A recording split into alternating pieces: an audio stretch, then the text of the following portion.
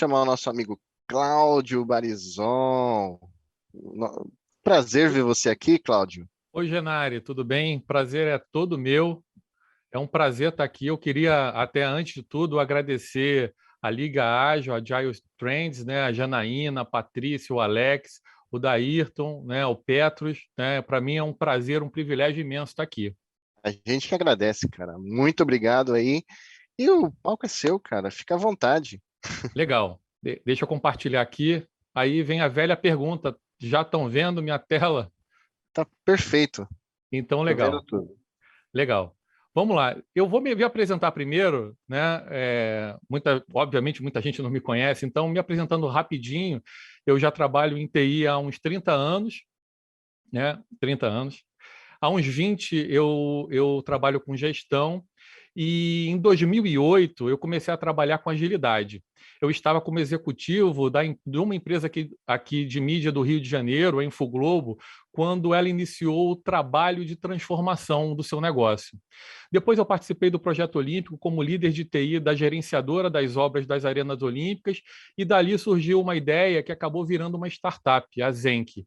Eu, com mais 2 sócios, acabamos por criar um produto para a gestão do trabalho colaborativo, que acabou sendo vendido no fim de 2019, e desde então eu presto consultorias através da minha empresa, a Biz Agility. Né? Eu também gosto muito de escrever, tenho alguns artigos publicados sobre agilidade e sou autor do livro Transformação Ágil. Tá bom? Bom, gente, a gente vai falar aqui e depois a gente vai para fazer as perguntas do final, tá? Então vamos lá, vamos começar sobre o tema aqui. O nosso tema, algumas pessoas reclamaram comigo, mas pare de fazer projetos, né? Eu não quero que ninguém me entenda mal, não tenho nada contra fazer projetos, muito pelo contrário, né? Eu fiz projetos a minha vida inteira, mas eu acho que mais do que nunca a gente deve olhar com cuidado a semântica dessa palavra, né? Vamos lá.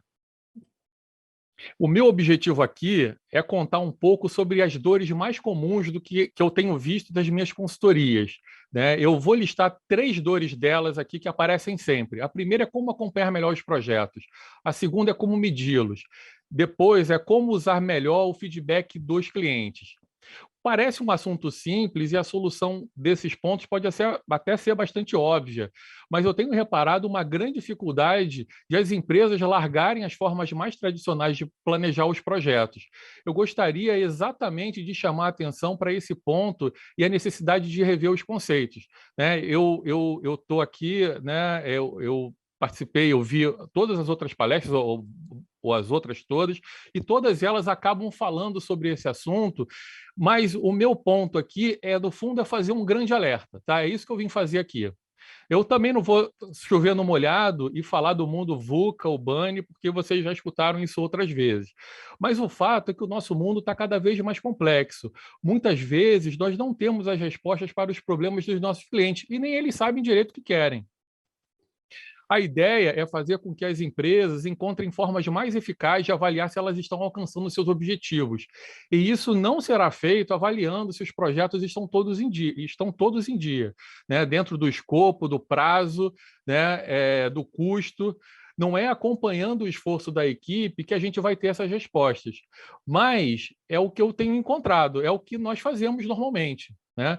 É comum as empresas onde eu atuo me mostraram um relatório similar a esse e pedimos para nós melhorarmos ele. E não é ele que a gente quer melhorar, né? Não é por aí. Gerir esse triângulo de ferro de projetos é uma prática mais tradicional, que ainda é muito usada como medida de sucesso. Né? Eu acho que muita gente deve acompanhar projetos com relatórios similares a esse, né? Normalmente usando um sinal de trânsito para identificar se o projeto está dentro do prazo, do custo, se está entregando todas as features, como mostra esse relatório. Mas olhando para esses parâmetros, será que a gente pode saber se a gente está no caminho certo ou não? Será que a gente vai saber, olhando para isso aqui, se a gente vai conseguir entregar a receita que a empresa espera ou se a gente vai satisfazer a necessidade do nosso cliente? Nesse caso, a gente parte da premissa de que a gente planejou tudo certo. Né? Mas será mesmo? Será que o nosso plano está correto? Será que ele não vai mudar? Será que o mercado não mudou? Será que o cliente não mudou? Então, essa é a primeira premissa que eu creio que seja falsa. Né? Mas vamos ver uma outra premissa, agora relacionada às práticas ágeis. Vamos ver essa situação aqui. Eu retirei essa conversa do LinkedIn. É um post até de um amigo meu. Mas vamos ver que interessante que tem aqui, né? É sobre entregar valor para o cliente. Ele escreveu: para quem tem dúvida do que é entregar valor para o cliente, segue a dica do fulano de tal, no podcast tal, né? Valor é software em produção. Isso é uma referência a um dos princípios do Manifesto Ágil. Software funcionando é a medida primária de progresso, né? Mas a gente precisa avaliar esse ponto com muito cuidado. Na discussão do post, eu até retruquei, né, que software em produção, ou no nosso caso aqui, entrega de projeto, não significa necessariamente valor entregue para o cliente ou para a organização. Até porque, em muitas situações, as definições do que será entregue parte dos stakeholders da própria organização. Muitos já até trabalham na área há muito tempo, né, e acham que conhecem muito bem o cliente e o cliente quer. Isso pode até ser verdade, mas como a gente falou antes, a gente está no mundo mais complexo, né? A gente acabou de ter a palavra do David Snowden, né? Então, assim, estamos vivendo um mundo complexo, para não dizer caótico, com a pandemia, né?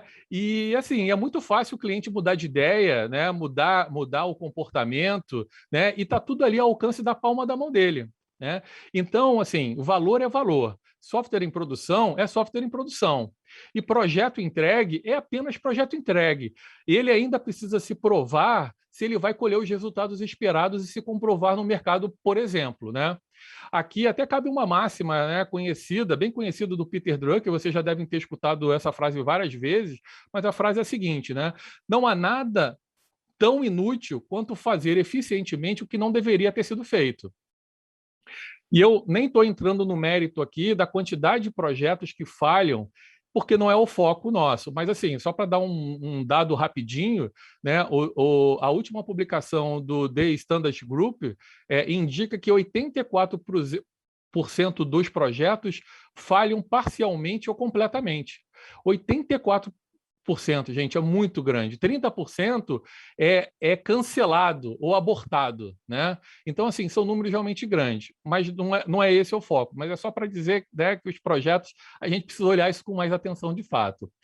E isso tudo para dizer a segunda premissa que eu estava falando, né, de que os stakeholders sabem prever o que gera resultado ou de que tudo que eles aprovarem tem valor. E isso pode não ser uma verdade, pelo menos não é uma verdade absoluta, né? Principalmente quando a gente não tem POs ou PMs que sejam o Steve Jobs, né? Seria ótimo, mas não é o caso, né? E esse entendimento é um dos principais desafios desse processo aqui, e é o alerta que eu quero fazer. Eu gosto muito dessa imagem, né? Muito possivelmente vocês também já a conhecem, e ela chama bem a atenção quando a gente discute sobre esse assunto nas empresas. É quando a opinião de quem ganha mais sempre prevalece, né? Num ambiente assim, certamente nós teremos problemas e dificilmente teremos inovações.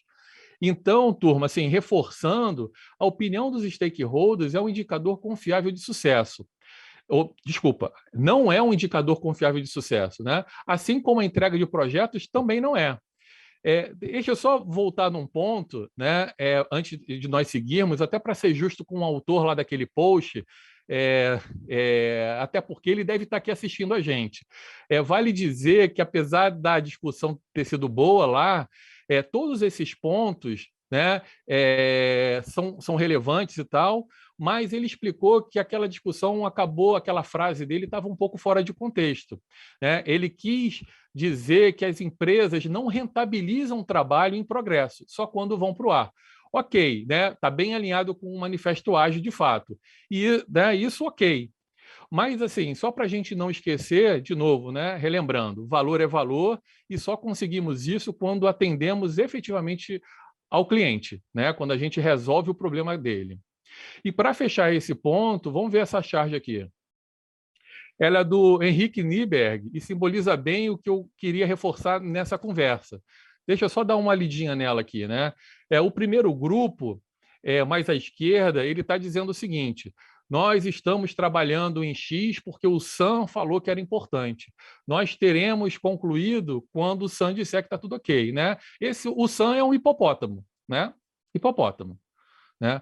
O segundo grupo à direita diz assim: nós estamos trabalhando em X porque achamos que o impacto será Y e que será importante para a empresa por causa de Z. E nós teremos atingido, né, nós teremos terminado quando as métricas nos mostrarem. Beleza, gente? Então, só para seguir aqui. Bom, as nossas organizações precisam entregar projetos ou resultados, né? E aí, esse é o meu ponto. A resposta é fácil, é claro, né? Mas vocês não concordam comigo que a gente está muito focado em entregar os projetos? Assim, pelo menos é o que eu tenho visto mesmo, e é difícil de mudar, né? Eu até encontro empresas querendo fazer isso, falando de objetivos, né? A gente vai daqui a pouquinho falar um pouquinho só de OKRs, que a gente já viu aqui, mas o fato é que na hora de listar o que a gente vai fazer, cai na velha lista de projetos, né? Bom, mudando essa abordagem para entregar resultados, o ponto de partida, na minha opinião, é o propósito, né? A gente viu isso aqui em algumas palestras, agora mesmo a Cíntia falou disso, né? É muito importante que o propósito esteja claro e que a estratégia direcione os objetivos da organização e, consequentemente, as ações da equipe na busca pelos resultados esperados ou além deles até. Para alguns, falar sobre o propósito, visão, valores, até parece óbvio, assim, é legal, é importante, mas para outras pessoas, e eu tenho visto um pouco isso, parece uma bobagem. Assim, são aquelas frases de efeito que se constroem no planejamento estratégico, mas que nunca vão ser usadas mais para nada. Mas essas palavras, né, se bem usadas, mais do que mostrarem a direção, têm o poder de engajar as pessoas, os colaboradores, as equipes, as lideranças e principalmente o cliente. Então, eu realmente acredito que essa é uma discussão fundamental e o propósito, quanto mais entendido e disseminado, melhor.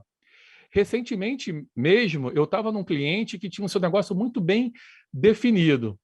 Na conversa com o CEO, quando a gente faz um acesso, né, para entender melhor a empresa, ele me contou a sua visão, que era extremamente inspiradora do seu negócio, criando uma rede de colaboração, empoderando o seu cliente e permitindo que a comunidade da região ao redor prosperasse conjuntamente. Assim, um negócio lindo, sabe? E, de certa forma, a equipe conhecia essa visão, era legal. Mas foi importante reescrever o propósito e compartilhá-lo com a equipe e toda a cadeia de valor que eram o seu cliente direto e o cliente desse cliente, né? E eu acho que esse trabalho foi muito inspirador para todos, principalmente por ter permitido que a equipe participasse ativamente da construção e validação da estratégia depois que o propósito e a direção ficaram claros. Assim, vocês precisam ver como a equipe saiu super engajada com a empresa, com esse propósito, né? Transbordando de energia quando a gente acabou o trabalho. Deixa eu só fazer um parênteses que eu também acho que é importante até, que é o seguinte: tem sido muito difícil muitas empresas manterem seus talentos atualmente, né? O mercado de TI em especial está muito aquecido, está oferecendo muitas oportunidades, então tá fácil as pessoas saírem. E são muitos os fatores para reter os profissionais. Mas o que eu posso dizer, pelo que eu tenho visto, que essa tarefa tem sido muito mais fácil para aquelas empresas que trabalham bem o propósito e mantêm as suas equipes muito engajadas. Então assim, esse é um tremendo investimento, né? Não tenho a menor dúvida disso. Bom, assim, com um propósito claro e a definição das diretrizes estratégicas, está na hora, então, da gente definir os projetos que vão ser feitos, né? Não, não é isso. Gerei esse modelo aqui, gerei esse modelo aqui, que é bastante simples, né? Mas é só para ilustrar o que eu estou falando. De uma forma geral, em muitos lugares por onde eu estive, depois da definição estratégica, a empresa e as áreas determinam que projetos serão feitos. E aí começa a linha de produção. Normalmente, um projeto pode ter dependência de várias áreas até chegar em quem vai efetivamente realizar a entrega, né? Muitas vezes a TI, ou a operação da empresa, ou o marketing. Aqui, via de regra, porém, assim, as empresas fazem seus controles com cronogramas até a entrega final ao cliente. E só nesse momento, inclusive, é que vamos saber se a solução é aderente ao que o cliente necessita de fato, né? Um risco tremendo. Buscando melhorar a eficiência desse processo, muitas empresas foram atrás da agilidade. Aí elas implantaram o Scrum, o Kanban em suas equipes com o objetivo de ganharem mais velocidade e fazerem mais entrega. Nós aqui sabemos que agilidade não é velocidade. Não é disso que nós estamos falando quando nós buscamos fazer a transformação ágil. Mas, gente, o fato é que isso é que acontece normalmente. Né? A busca, principalmente das lideranças que querem entrar no mundo ágil sem saber direito o que é muito bem, ele quer saber de eficiência, quer saber de entregar mais rápido. Né? Então, esse passa a ser o objetivo. Em alguns lugares, essas empresas buscaram até inspiração nas squads, né? Criaram equipes multidisciplinares, mas ainda assim elas querem que essas equipes trabalhem como fábricas, né? O pedido ou o projeto já chega ali definido só para ser implementado. Então, a saída dessas equipes é tentar fazer mais e melhor sempre. E por isso que as pessoas acabam buscando novas empresas para trabalhar. Elas não se engajam, né? Então, assim, elas estão fazendo apenas as entregas encomendadas. Um outro ponto negativo, que a Cíntia também acabou de falar agora no finalzinho, que é muito relevante, é muito importante, é o modelo, né, de orçamento, né, ou aquele orçamento anual. Né? Esses projetos são estimados e o dinheiro fica provisionado esperando a realização. Né? Então, o projeto, você pensou o projeto lá no final do ano, né, para ele ser feito ao longo do ano que vem, você separou um dinheiro e você não sabe nem que esses projetos eles vão ser feitos. Né? Quando acaba o ano, quantos foram realmente realizados? E aquela grana toda ficou parada, né, esperando o projeto ser feito, né? Assim, eu acho que é um ponto muito relevante para as empresas olharem.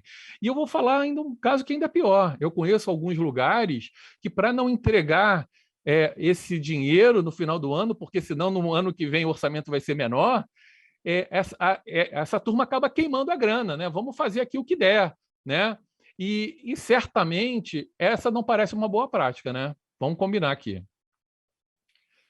Um modelo que eu vejo funcionar. Opa, desculpa, gente. Um modelo que eu vejo funcionar melhor para essas empresas que realmente estão buscando criar modelos de negócio ou novos modelos de negócio, né? Ou encantar os seus clientes, além de usarem muito melhor o potencial de suas equipes, é quando a estratégia não é transformada em projetos, mas em objetivos e metas. É quando esses objetivos e metas são compartilhados com a equipe que podem avaliar a melhor maneira de alcançá-los, com a sua multidisciplinaridade e talento. Então, assim, reparem, não chega uma demanda formatada para ser produzida e entregue. Chegam objetivos e metas que são combinados, inclusive, com a participação da própria equipe. E essa equipe vai descobrir a melhor maneira de chegar lá. Obviamente, isso envolve conhecer muito bem o cliente, seu mercado, os números que estão envolvidos, as necessidades. Envolve poder realizar experimentações para verificar se os resultados e as métricas estão alinhados com os objetivos definidos dentro das metas estipuladas. Né? Se tiver, ótimo. Né? É a hora de seguir em frente, acelerar, pisar fundo e ir embora. Né? Mas se não tiver, a equipe precisa reavaliar e acertar o rumo com novas experimentações. Estamos falando de equipes e empresas que aprendem e aprendem rápido, com experimentos, métricas e principalmente foco no cliente. Né? O diretor meu até gostava de falar que era foco do cliente, né? É tentar ver com o foco do cliente. Né? E é isso mesmo. Isso não quer dizer que trabalhar assim é uma garantia automática de sucesso. Não é. Mas, por outro lado, muitas das empresas que tiveram um crescimento exponencial trabalhavam dessa forma. Tá? Então, esse é um ponto para a gente ver bem, para a gente entender que isso pode ter o seu valor, né? Vejam que é um modelo bem aderente àquelas dores, né, que eu tenho escutado lá das empresas e que falei no início da nossa conversa. Só para a gente lembrar aqui, o primeiro ponto foi de como acompanhar os projetos. Só que agora a gente não está acompanhando os projetos, não é disso que nós estamos falando. Estamos perseguindo um objetivo traçado e muitas vezes não sabemos ainda a melhor maneira de atingi-lo. É isso mesmo. Por isso, as equipes não devem receber a solução para ser implantada, mas o problema. E com equipes talentosas, multidisciplinares e que experimentam e aprendem, a chance de conquistar e extrapolar as metas é grande, é bem grande até. O segundo ponto diz respeito às medições. Veja que não estamos medindo o esforço da equipe. A gente não está falando de eficiência. A eficiência é importante também, mas aqui o foco é medir os resultados através de métricas que devem ser estipuladas na partida e que podem ser revistas sempre que necessárias. E, por último, o terceiro ponto é como usar mais e melhor o feedback dos clientes. E nesse modelo, o cliente precisa participar ativamente da evolução desse processo, das experimentações, pela melhor forma de atendê-lo, que gere os resultados esperados dentro daqueles objetivos. Mas isso passa por uma mudança de abordagem de mindset. Está aí a grande dificuldade em fazer isso funcionar. E é difícil mesmo. Estamos falando de uma cultura nova, né? Uma cultura diferente. E é difícil, né? Posso falar isso de cadeirinha, tenho visto isso de perto. E só vou puxar umas frases aqui que são bem emblemáticas de empresas que vêm adotando esse mindset como parte da sua cultura. E aí, vejam se vocês não acham que isso pode fazer uma baita diferença na forma de entregar os objetivos, né? A primeira aqui, nossa taxa de acertos está muito alta. No momento, temos que correr mais riscos para tentar coisas mais loucas. Devemos ter uma taxa de cancelamento mais alta. Essa é uma frase do Reed Hastings, que é a co-CEO da Netflix. Nessa mesma entrevista, né, ele falou um número ainda mais polêmico. Ele falou que a metade das estratégias de alto nível da Netflix falhou. Metade, gente. E eu acho, assim, com esse tipo de estatística, provavelmente uma empresa que está experimentando isso agora vai correr para retornar para o seu método tradicional, né? Porque é um risco grande, de fato. Vamos ver essa frase aqui. Se você aceitar apostas ousadas, elas serão experiências. E se são experimentos, você não sabe com antecedência se vão funcionar. As experiências são, por natureza, propensas ao fracasso, mas alguns grandes sucessos compensam dezenas e dezenas de coisas que não funcionaram. Essa é uma frase do Jeff Bezos, né? E um outro exemplo legal, eu li de um diretor de produtos, ex-diretor até, da Slack. Ele contou que a sua experiência num time orientado a experimentos é que 70% do trabalho é jogado fora. Imagina só, gente, 70% do trabalho que vai para o lixo. É claro, assim, que não é para o lixo que vai, né? A grande sacada disso é transformar isso em aprendizado. E a gente pode ver que isso deu resultado, né? A Slack é uma empresa que não tem ainda 8 anos, ela vai fazer 8 anos agora, e ela teve um crescimento exponencial. Inclusive, no ano passado, ela foi comprada pela Salesforce por quase 30 bilhões de dólares. Só isso, né? Tá bom, né? Mas vale notar que nós estamos falando aqui, nós não estamos falando apenas, né, de empresas que nasceram no mundo digital. Por exemplo, essa frase aqui, criar a permissão para falhar é energizante e uma condição necessária para o sucesso. É do ex-CEO da Domino's. Ou essa aqui, se não estamos cometendo erros, não estamos nos esforçando o suficiente, que é o do CEO da Coca-Cola. Assim, não quer dizer que a gente tenha que errar o tempo todo, não é uma ode ao erro, mas é entender que isso faz parte do jogo, é entender que a experimentação é o caminho para a gente encontrar as melhores alternativas, as melhores soluções para o nosso cliente, né? Envolvê-lo, entender com ele a melhor maneira de chegar lá. Essa imagem é ilustrativa apenas para a gente ligar os pontos, tá? Existem vários frameworks que podem ser usados desde as camadas mais estratégicas, o porquê fazer, até aqueles para o dia a dia da equipe, o como fazer.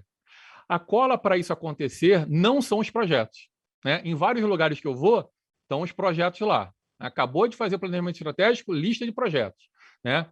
Mas é necessário entender bem o que tem que ser feito, né? E o que tem que ser feito não são os projetos, né? Na maioria das vezes, a gente precisa descobrir ainda. Assim, gente, essa cola para ligar o estratégico ao operacional são exatamente os objetivos e metas, traçadas para que a gente possa, então, buscar o resultado esperado, né? Então, para mim, os objetivos e metas fazem essa cola, né? E existem algumas práticas para fazer isso funcionar bem. Uma delas, né, que tenho até trabalhado com bastante sucesso até, são os OKRs. Por exemplo, existem outros. Hoje mesmo, né, a gente ouviu falar, né, ouviu o Jeff, ouviu o Lucas Gauzy falando sobre OKRs, e é isso mesmo, né? Pô, funciona super bem. Mas, independentemente da prática, e apesar de ser assim, um conceito bastante simples de se entender, não é nada fácil de adotar. Ela pode esbarrar em várias barreiras, como uma cultura mais tradicional, uma estrutura organizacional mais hierarquizada e mais dura, além da falta de patrocínio e envolvimento das lideranças, por exemplo. E o envolvimento das lideranças nesse processo aqui é fundamental, né? No processo de transformação ágil, de uma forma geral, mas principalmente na adoção desse modelo, né, de objetivos e metas, a média gerência, as lideranças têm um papel muito fundamental nisso, né? Mas, assim, se você conseguir ter disciplina para criar uma cadência, esse é um processo que viabiliza um grande alinhamento da empresa e o foco nos objetivos. A partir daí, é possível conseguir os resultados, muitas vezes até surpreendentes. Chegando aqui ao fim, gente, deixa eu fazer um resumo do que a gente falou, né? Assim, o primeiro ponto, a opinião dos stakeholders não garante o sucesso dos projetos. A entrega de projetos não deve ser medida de sucesso. Quando isso acontece, o foco fica restrito na eficiência e muitas vezes a gestão quer acompanhar a evolução medindo o esforço da equipe, o que não é legal. Acho bastante simples e gosto muito quando a organização trabalha e engaja a equipe através do propósito, né? Define e deixa clara a estratégia e determina os objetivos e metas, ou resultado-chave, para que a equipe, então, corra, para as equipes, de uma maneira geral, corram atrás disso. Quando isso acontece, o foco é na entrega de valor para o cliente e para o negócio. Ou seja, sua eficácia em atender efetivamente os clientes. Então, assim, é a convivência entre a eficiência, né, que normalmente é por onde se começa, mas principalmente, e aí a gente está falando de agilidade, estamos falando de eficácia. Nesse modelo, a abordagem passa a ser de experimentação, medição dos resultados, que vai retroalimentar o processo e vai fazer esse processo todo evoluir. E aí, cada vez mais soluções alinhadas às necessidades do cliente vão aparecer, não tenho a menor dúvida disso. Mas, assim, atenção. Opa! Só um minutinho, gente. Eu fechei minha tela aqui, né?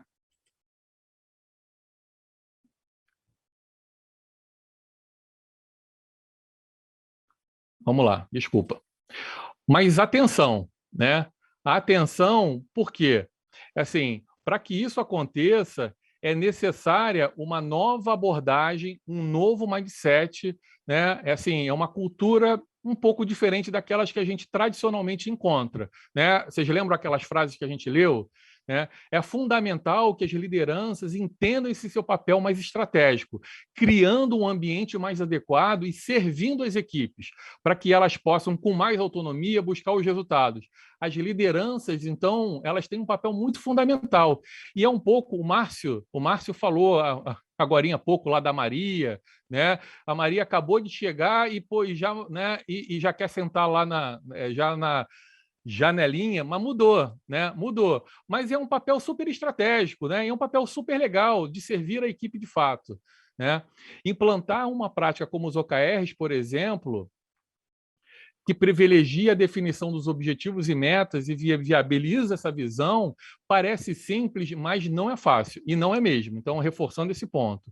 E E é importante ter disciplina nesse processo para permitir o alinhamento de toda a empresa e foco naquilo que foi definido como objetivo. Então, para que a empresa não fique atirando para tudo que é lado, concentre os esforços naquilo que ela definiu como estratégico. Né? Então, esse é um dos grandes objetivos disso aqui. Por isso que a gente está aqui falando de não ter foco nos projetos, a gente tem que ter foco, de fato, naqueles objetivos que a gente traçou. Então, gente, é isso, né? Eu queria apenas reforçar esse ponto, pois eu tenho percebido isso como um problema nas empresas que eu tenho ido, é um problema muito recorrente, que parece simples, porque assim essa mudança de abordagem ela parece óbvia, né? Mas eu não vejo acontecer. Existe muita resistência em trabalhar dessa forma, por melhor que ela pareça ser, porque quando a gente conta, as pessoas falam, poxa, legal, é isso mesmo, mas vamos fazer. E aí é complicado. Né? Mudar essa prática, né, é difícil. E essa apresentação é para reforçar esse ponto. Né? A gente deve continuar insistindo nisso, porque é assim que a gente vai conseguir, de fato, dar o rumo para essa transformação ágil. Tá bom? Bom, esse é o meu ponto principal aqui. Para mim, é um prazer trocar ideias sobre esse ponto. Os meus contatos estão aqui. Super obrigado pela atenção. Né? E a gente vai lá para a salinha, certo, Janari? É isso aí. Deixa eu ligar aqui minha câmera. Obrigado, Cláudio. Obrigado. O ponto super relevante. A palestra inteira foi relevante, né? Assuntos super importantes e mega relevantes.